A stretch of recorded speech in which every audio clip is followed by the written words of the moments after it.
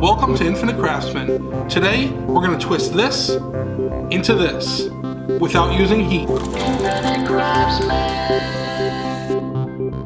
One of the projects we make at the Woodbury Blacksmith are fireplace fenders, like this one. Yeah, that's John Kerry. We make them to fit the specific fireplace. Each one's a different size, each one has a little bit different twist to it. This one has 12 pickets that need to be twisted.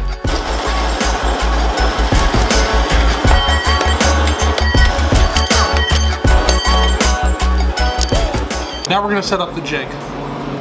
We have this piece with a square punch through it, and that's going to hold our piece in place like that. Then we have a hole in the other piece, and that is going to be on the front end. This probably needs to come a little bit further up because our crowbar is going to go on the end here. I'll weld these two pieces in place, and then I'll clamp this into the back so that our piece has a backstop, and then we'll start twisting. And then I'll explain why we're cold twisting them instead of using the forge.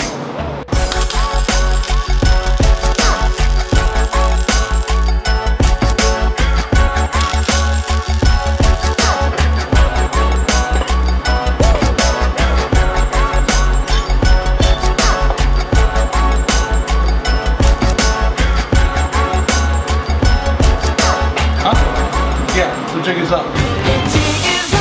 Whenever you're twisting something, you want to make sure that it's heated evenly so that you get an even twist.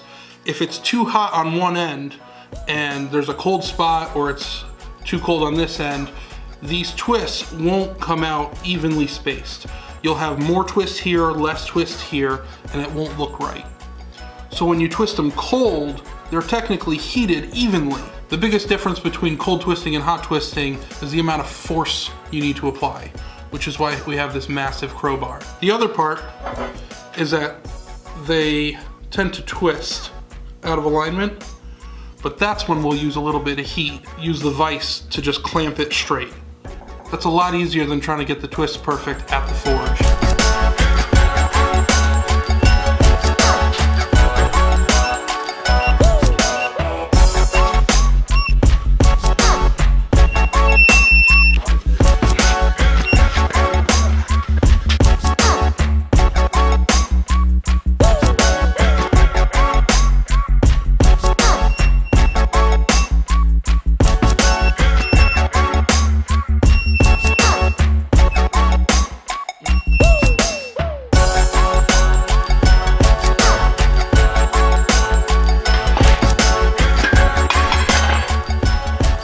Definitely a workout, but it's worth it.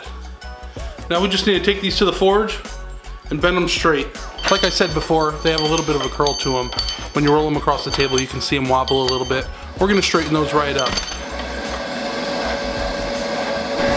We're just going to do this in thirds. We'll do that first third, straighten it up good. We'll do the middle, and then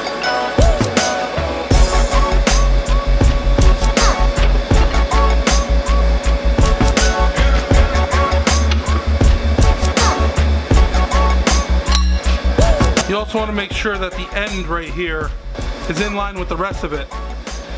Sometimes that can be kicked out a little bit one way or the other. You just throw it in the vise, give it a couple taps with the hammer. This one's in good shape. I created it out of these next two clips so that you could see the bend go back and forth. The bends are subtle on the camera, but over the 19-inch length, it's significant. Here's the one I just took out of the vise. This one hasn't been corrected yet. This one rolls pretty darn good. You can do this a number of ways, of course, but to get really even twists, cold twisting is definitely the easiest. If you need to do really tight twisting, this may not be the best method. I did 2 rotations, and the second rotation is probably 3 or 4 times harder than the first rotation. Hot twisting will probably be the solution there. Hopefully you got a good enough shot of the crowbar that we built.